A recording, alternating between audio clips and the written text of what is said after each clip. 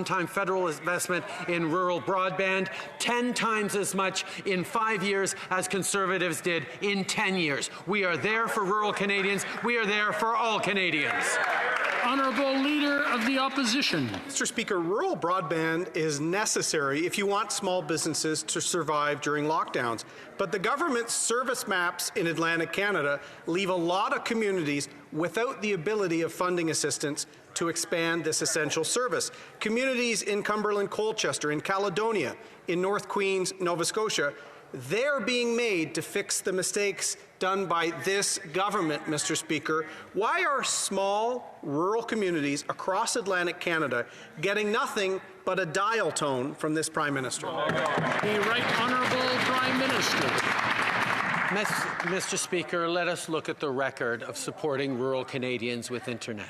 Over the past 5 years, we have invested 10 times more than the Conservatives invested in 10 years in government, in supporting rural Canadians, in getting internet to them. We will continue to work on accelerating those investments because we know rural Canadians, and indeed all Canadians, deserve to be connected, and that's what this government is doing. I'd like to go is, how has your life changed since becoming the GreenParty leader, and what do you think changes further ahead are going to be in the works? One of the big things that I've gotten since winning the GreenParty leadership race is a bigger platform and microphone to talk about the issues that matter to me. And that has been a wonderful thing. I'm a mom. I am living through this pandemic like we all are. I have people in my family who've lost their work. I have people in my family who passed away. And so having the opportunity at this really critical time in our nation's history to talk about how we can keep people protected has been a real privilege. And certainly I can see that people care a lot more now about what I have to say than they did a few months ago. So that's a good thing. And I'm going to try to use it as much as possible as I can during this period. Yeah. The Honourable Member for Cypress Hills Grasslands. Thank you very much, Mr. Speaker. You know, this government refuses to hear the voices of Canadians with disabilities and ignores the input of physicians. A growing list of doctors from every province provided a strong statement with over 1,000 signatures to the study of Bill C-7. So I was shocked when I learned the following. Medical assistance in dying has been deemed an essential service under the Canada Health Act, but yet palliative care has not. Does the Prime Minister recognize that this is a big problem? Right Honourable Prime Minister. Speaker, medical assistance in dying is a difficult, complex, and deeply personal issue.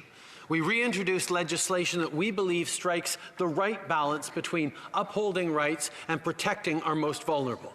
We've done so by listening to the diverse and evolving views of Canadians on this issue. That's exactly what we will continue to do as we move forward to meet the court-imposed deadline. We hope all parties in this House will work with us to do this difficult but critically important work. The Honourable Leader of the Opposition. Mr. Speaker, C-7 doesn't strike the right balance, and in fact, those diverse voices the Prime Minister has been talking about have said that. Disability groups, Indigenous advocates, physicians. In fact, the Prime Minister can just ask his Minister of Employment. Last week, she told the Senate she agreed with the concerns being advocated by disability advocates, Conservative MPs, and many other Canadians for weeks. So I want to thank the government for providing more time for us to speak on this issue. But I want the Prime Minister to heed the advice of so many Canadians. Let's make the changes to protect the most vulnerable in medical assistance in dying. Honourable Prime Minister. Mr. Speaker, this House has worked over many years now to move forward on getting that balance right between protecting the most vulnerable and respecting people's fundamental rights. The approach is meant to ensure people who are suffering unbearable pain have the choice of a peaceful death. The proposed legislation contains revised safeguards to protect vulnerable persons from pressure and coercion, and to ensure that medical assistance in dying is always an informed and voluntary choice. It is a difficult balance to strike, but it is one that Canadians expect us to do the work on, and that's exactly what we are doing. Honorable député de Saint-Hyacinthe. The honourable member for Saint-Hyacinthe, Bagot. Mr. Speaker, yesterday I asked this government how it was possible that there is no assistance for aerospace in the economic update. I got lucky because the person who answered, the Minister of Finance, was the person who drafted the economic update. But unfortunately, she didn't seem to know what I was talking about. She answered me with remarks about regional airports and aluminum. I'm not saying that's not important, but that wasn't the topic of my question. I was asking a question on aerospace, the biggest manufacturing industry in Canada, with Montreal being the third biggest hub in the world. How is it possible to abandon aerospace to such an extent that she seems to have forgotten its very existence? The Right Honourable Prime Minister. Mr. Speaker, from the beginning of this pandemic, we have been there for workers and businesses in all industries and all parts of the country. People who have been experiencing difficulties because of the pandemic, and the aerospace industry is not an exception to that.